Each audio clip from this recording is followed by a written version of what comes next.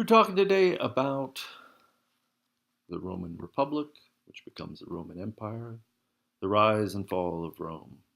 A long story I will try and make relatively short.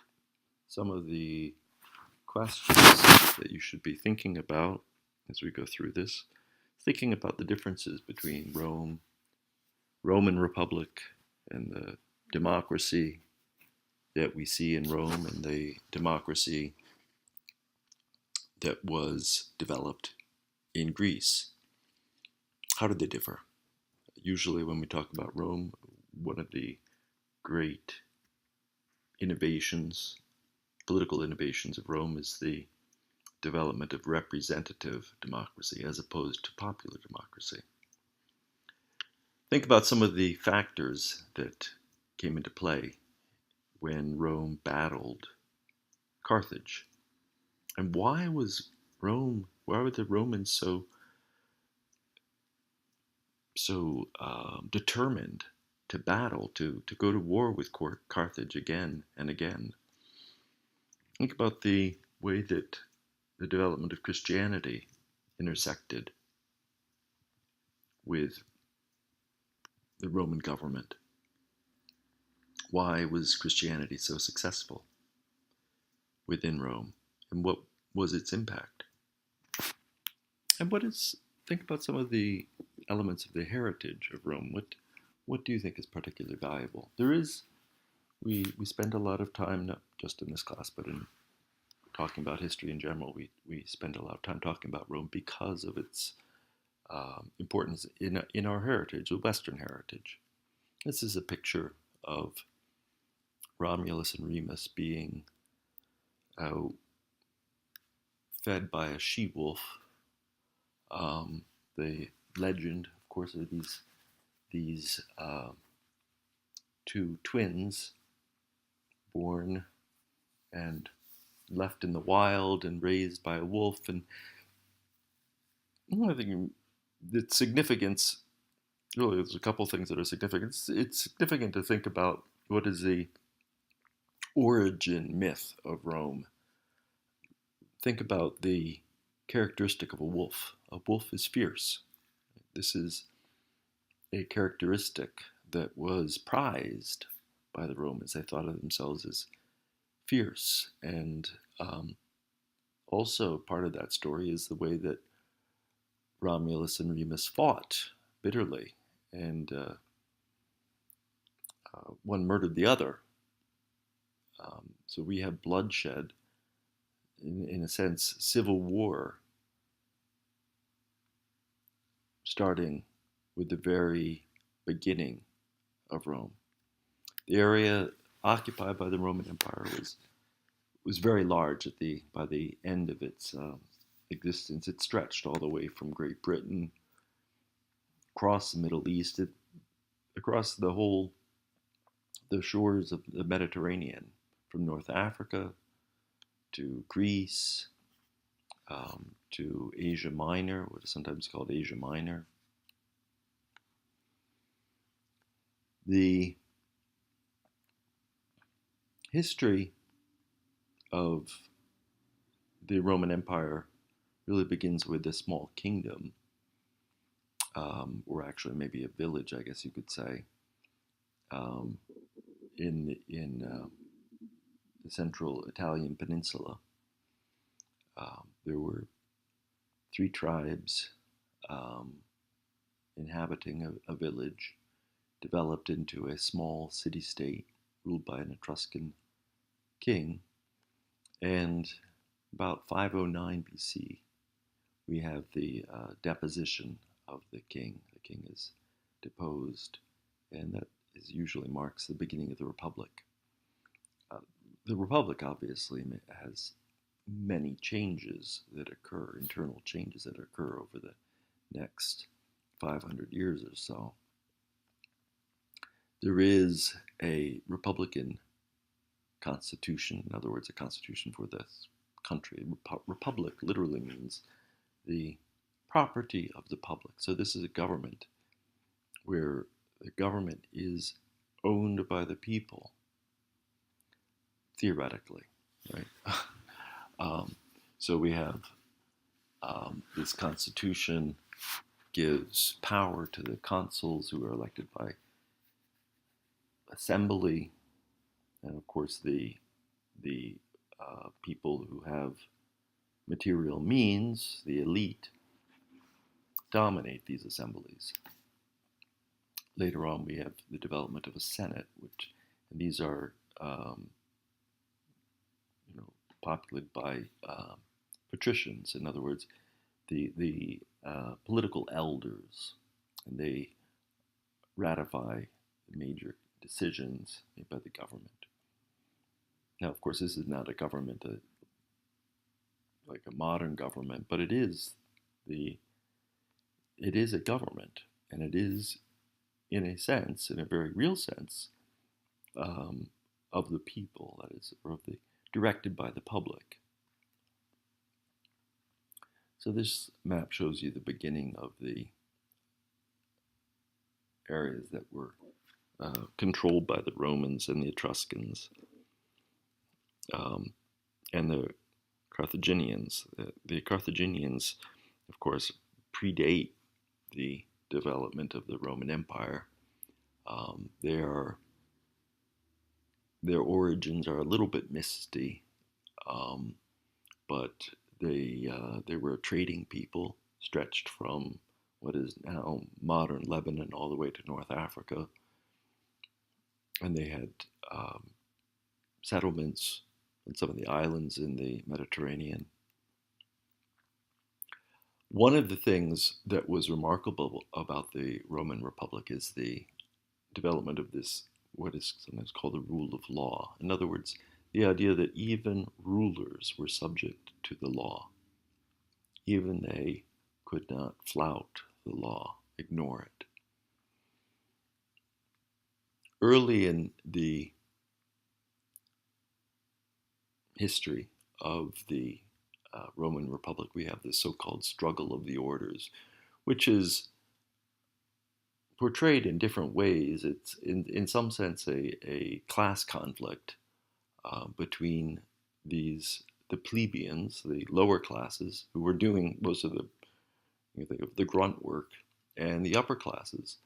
And the plebeians were not being represented in decisions made by the government. And at a certain point, they literally walk out. They literally leave the territory, and the upper classes suddenly, recognize that they cannot do without these plebeians, and there is an agreement to give them more say in the government. However, it has to be noted that this is not something that happens without violence. It has not happened uh, as a decision that is made and that's the end of it by any means. This class struggle continues, and in general, the plebeians don't have the upper hand.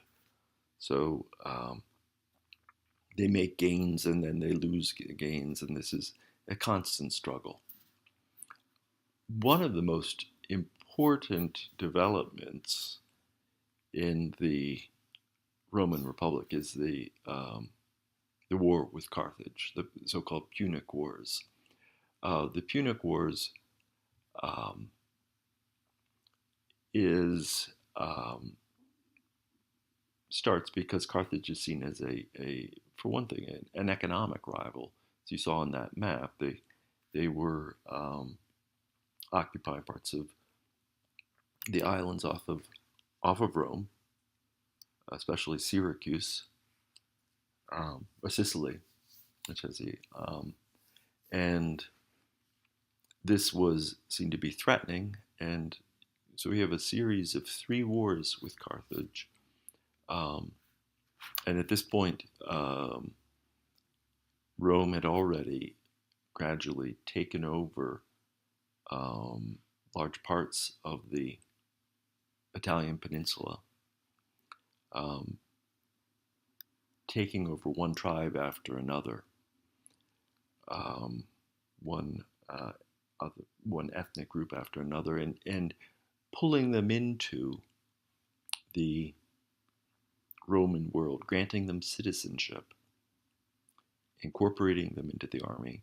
The Roman army was, at that time, uh, probably unmatched, really. It had the highest militarization in ancient times. It was universal conscription. That means everybody, all men, had served sometime in the army. For one thing, without serving in the army, you were unable to hold public office. And public office was a point of honor.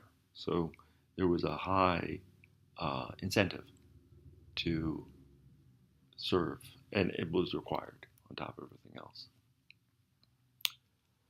So, in we have the first Punic War starting about 264 BCE.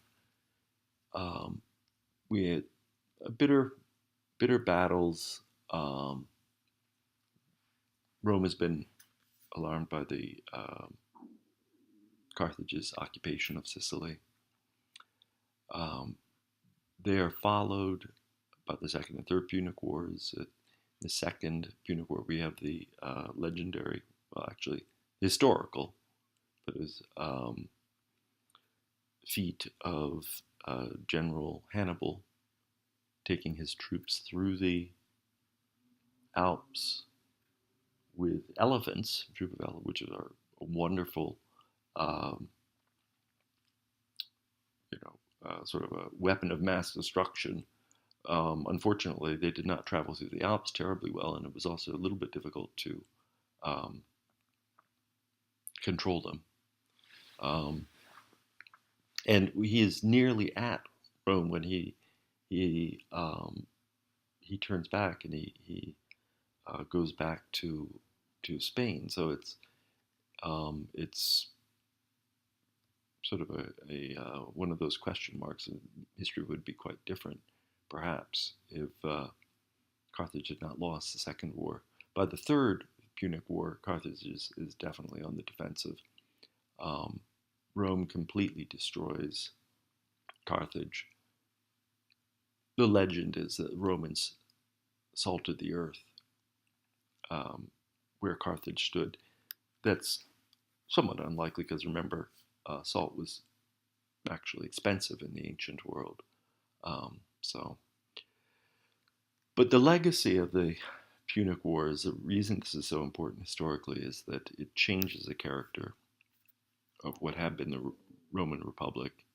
Technically, it still is, but it becomes more of an empire with this large areas of territory that had formerly been controlled by Carthage in North Africa. These are peoples who were not from the Italian peninsula. We have a real shift in character. Here's a map of what the Roman Republic looked like at this time. You can see that we have territories that are widely dispersed. We have Gaul, that is the Romans more or less subdue, especially with Julius Caesar, and modern day Spain, the peninsula there. All the way at this point, the Romans have dominated the area that had been ancient Greece, and largely incorporated a lot of course, the Greek mythology. With this change, with this growth and change in the Republic, there are some real changes in society. Slavery becomes much more dominant. We have the institution of slavery attains greater importance economically. And with that, of course, you have the potential of slave revolts. And one of the films you're seeing this week deals with the servile wars that are basically slave revolts, series of slave revolts. Here's a picture showing some of the um, students. Notice these are female students. So there is, on the other side of the coin, there is growing status for women in ancient Rome. The rich are getting richer, the poor are getting poorer. Um, you have an increasing militarization happening, and this militarization essentially ends the republic with the dictatorship of Sulla. Sulla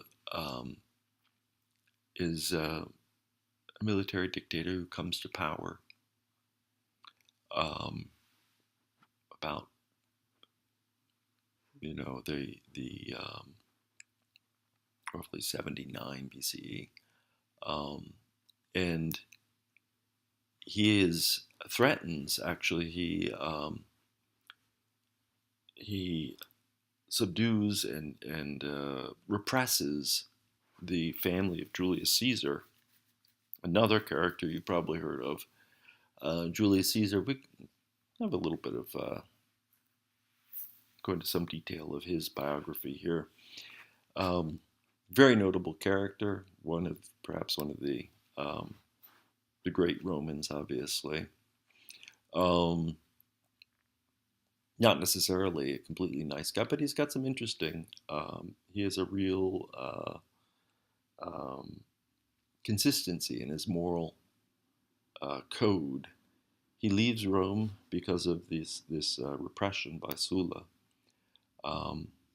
and he had been on track to become actually a priest in the Roman religion, but instead he becomes that career track changes.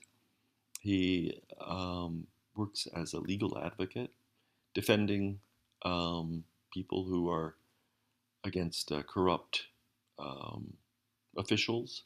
He becomes notable for going after corruption. I include this story because I just think it's sort of telling about his character. He's returning to Rome and he is kidnapped. There's a lot of pirates in those days. He's kidnapped, and the pirates propose holding him for ransom. But they only want 20 talents of silver. He thinks Caesar is confident he is worth far more than that, and is insulted by this lowly ransom, insists that they ask for 50. The ransom is paid, and before the ransom is paid, he is pledged to the pirates that he will return and make sure that they are crucified. And in fact, he is ransomed, and he does return, and he ensures that they are caught and they are crucified. Julius Caesar rises to power in the military. He becomes notable for his battles in Gaul. In some ways, the battles in Gaul are bloody. They are successful. They're brutal. Some people would call them genocidal. Even the Romans, who were not too squeamish about such things, expressed some concerns about the level of bloodshed. There are also people in the Senate are concerned that his military glory will make him a difficult character to control. And in fact, he is ordered to return to Rome. He refuses. He refuses, and he finally returns, but he returns with a legion of his troops, and this is he blatantly violates Roman law. The idea behind this law was to avoid the escalation of civil war. Civil war was a chronic problem for the Romans. It wasn't just Sulla's time. There's a a whole series of civil wars that are occurring in Rome. And when Caesar returns with his troop, civil war erupts. He goes after his foes and is able to, in fact, defeat his foes. Pompey, who had been um, one of the um, one of the notables opposing him, um, is defeated and he is um, captured. Well, he's killed. He's captured by people who betray him and give the head to Caesar. And again, Caesar's sense of integrity is offended, and so he receives the trophy, and then he puts Pompey's assassins to death. After the war, after the civil war, there is a great celebration. I include a little information, just a characteristic just of Roman life. Just hard to imagine. They two separate, sort of representation of armies are put in Circus Maximus to fight to the death. So 4,000 people, 200 horses and 20 elephants, who are there and literally to fight to the death. It's hard to imagine, but a huge crowd of people literally being fought to the death to entertain the crowd. This is a bit too much even, and a riot breaks out, and the riot is controlled after a couple of rioters are sacrificed by the priests on the field of Mars. There is some opposition that continues to Caesar. The aristocracy in particular is threatened because Caesar is playing to the crowd. He is promising the crowd great things, the plebeians. And on March 15th, 44 BCE, he is assassinated. Yes, assassinated by senators. He is a true Brutus. He is stabbed to death. And a civil war ensues. A bitter civil war. The nephew of Caesar, Octavian, as he is called then, emerges victorious. Octavian is very smart, very ruthless. He tracks down the conspirators and kills them, and takes power with, this is a triumvirate. So we have three men who are attempting to hold power together. This marks the formal end of the Roman Republic. So I think this is an important point actually to recognize, that you have this formal end of the Roman Republic, whereas, as I mentioned with the Punic Wars, informally it had ended much sooner. And through this whole, really to the end, there is this history of the Roman Republic that is looked to as some sort of popular mythology of they're pretending that it's still a republic and they still have republican virtues, when in fact it is not. It is in no sense being run by the people. The government is not run by the people. The government is run by the wealthy. So we have this consolidation of power, yes, and we have this great romance. This is not the Mark Antony that this is Richard Burton, who is pictured, and Elizabeth Taylor, but that part of the story actually is true. Mark Antony does fall for Cleopatra, who had been ruling Egypt, and they do have a child, and this is what was particularly threatening to Octavian, because with a child, well, actually, the most threatening thing is that Caesar, he knew that Caesar, Julius Caesar, had a child with Cleopatra, and this would have been Caesar's heir, and this would have been a threat. So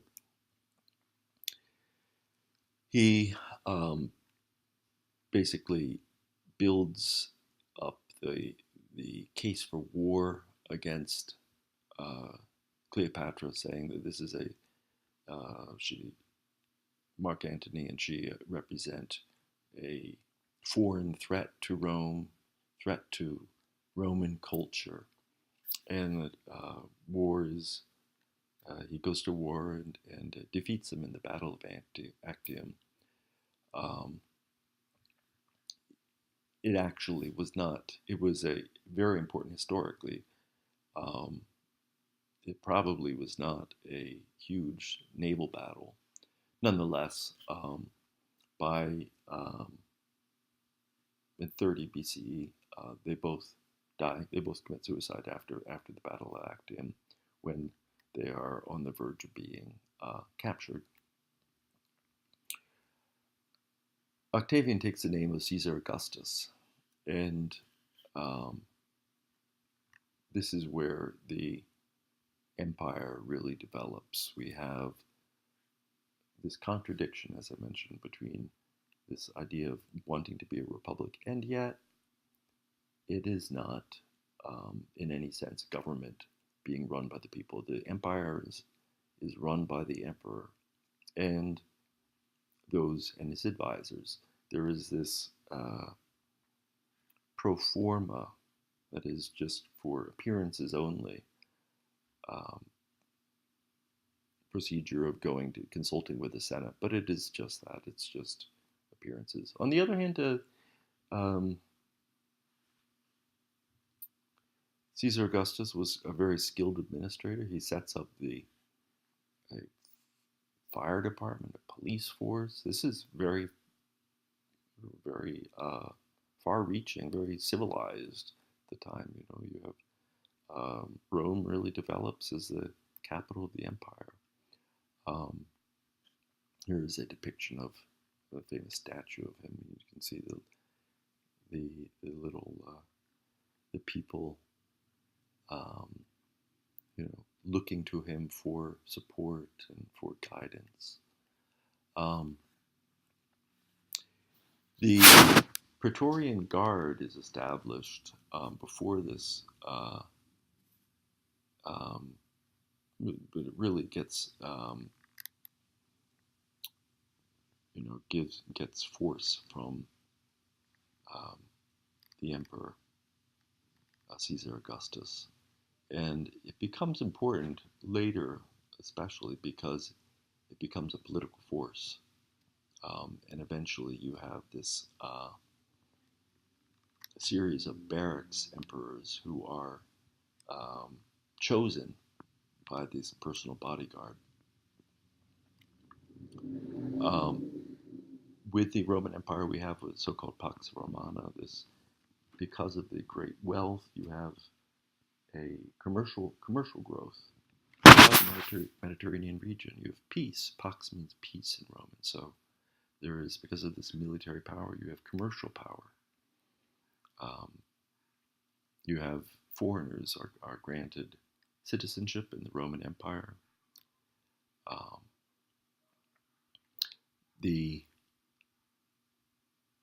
problem of succession is there from the very beginning. In other words, this is the problem you always have with the dictator, right?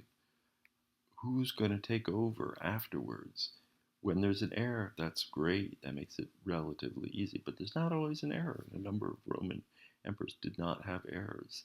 And so that means that you have the potential. This is a picture of the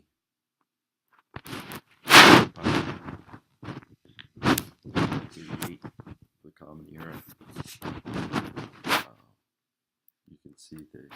Notice the lightly shaded areas indicate areas that are more recently dominated. The Romans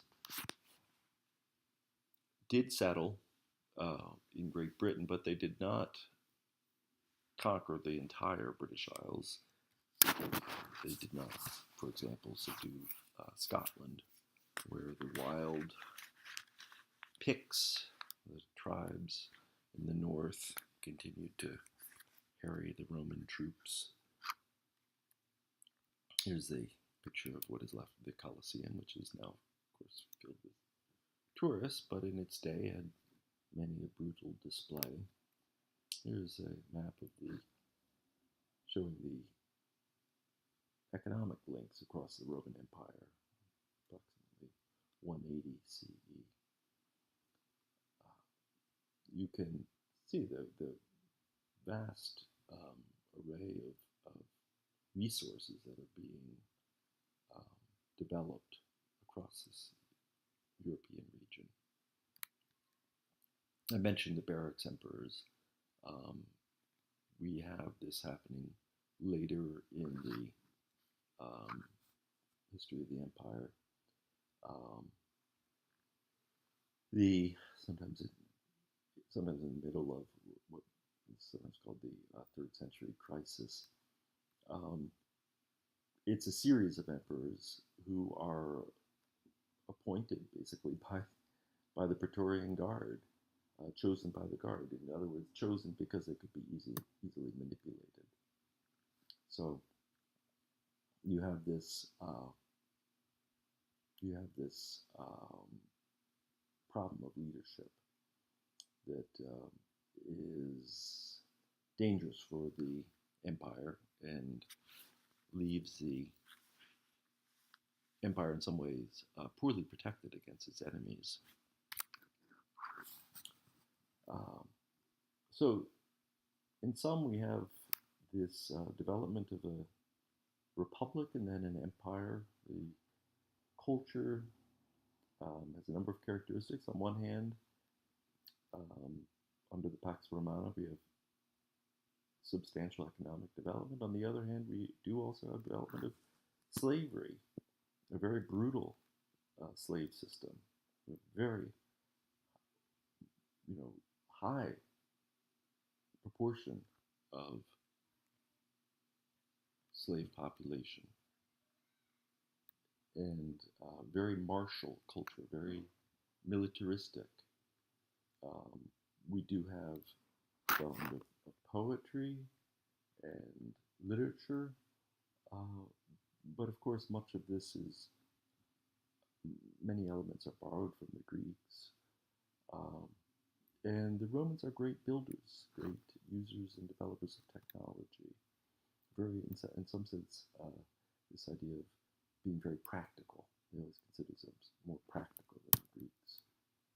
Here's, for example, construction of one of their aqueducts, carrying water from far away across many miles to the urban areas where the water would be used. Here we have a little bit of a timeline to give you an indication of how this this history developed from the early days of a small village by the Etruscans and living under the Etruscans to what would become a great empire and then would sow the seeds for modern Europe.